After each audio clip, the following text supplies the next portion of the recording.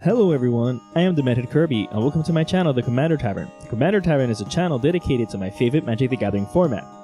This special episode is something I could have only dreamt of, and that's making a video for a preview card.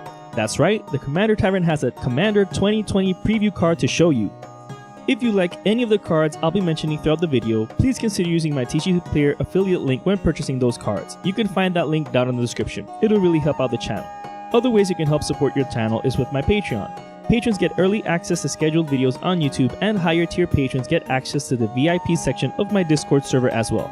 You can find a link to that down in the description too. So, without further ado, here it is, Ulixeus, Leader of Heroes. Commander sets tend to expand on characters from the entire lore of Magic the Gathering, so it's no surprise to find a character that seems to be from Theros. It was also said that there would be returning mechanics, so I guess that Eminence is one of them. I love this card because it redeems a bit of what I found lacking in Theros Beyond Death, which was the lack of a 4th challenge deck and new hero cards. This also might set the precedent of looking at Rule 13 differently, since Ulixeus is bringing cards from outside of the game as the match starts. Granted, he's putting them in exile, so since the start of the game, they're in the game and not outside of the game. So this might finally be a way to circumvent Rule 13. In any case, I'm really excited about this one, so let me just go over it from the top. Ulixeus, Leader of Heroes is a new 4-colored legendary creature, so hopefully these 5 commander decks are all 4-colored as well. Ulixeus' color probably has to do with the Theros city-states having those colors such as Setessa, Akros, and Meletis. The deck might have a couple of soldier or soldier generators, maybe representing the few humans on Ikoria dealing with these huge behemoths like the peoples of Tarkir dealing with the dragons. In any case, I'm just speculating lore. Let's continue with Ulixeus' abilities. The first one says, if Ulixeus is in your command zone, you may start the game with a card named the Slayer and a card named the Vanquisher on the battlefield, and you may start the game with any number of other non-artifact hero cards in exile. So this works almost like conspiracies, where when you start the game you reveal them in your command zone. So basically, when you start the game and reveal Ulixeus in your command zone, you put the Slayer and the Vanquisher on your battlefield, and then you put any number of non-artifact hero cards in your exile. The Slayer is a hero card that reads, you start the game with an additional 7 life. So it's basically a free gain 7 life spell. The Vanquisher is a hero card that reads, your starting hand size is increased by 1, and your maximum hand size is increased by 1. So this is basically a free draw 1 at the beginning of the game, while also keeping your maximum hand size increased by 1 while it's on the battlefield. So that's pretty busted right from the get-go. Fitting, since Eminence is a pretty busted ability anyways, but we'll see that in a bit. The non-artifact hero cards refers to the hero cards that aren't equipment. Since these cards can be altered by placing an enhancement sticker on them, I'm guessing this is the best way to exclude them because of that. Apart from those 5 hero artifacts, there's 14 other hero cards you can put in exile at the beginning of the game.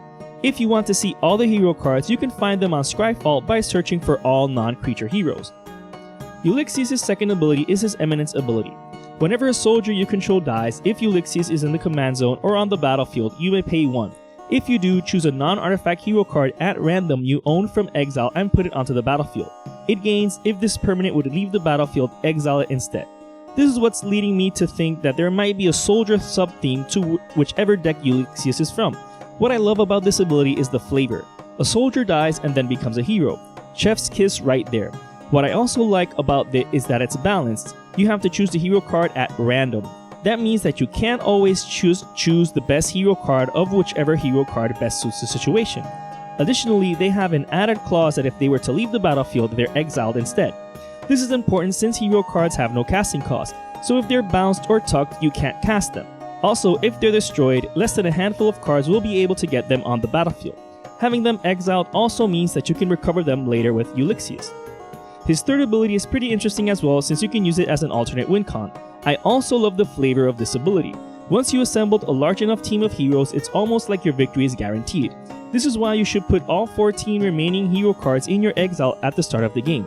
There are ways of getting rid of permanents without necessarily removing them from the battlefield. Also, some hero cards have an activated ability where they exile themselves, so it might take a while to get 10 hero cards on the battlefield.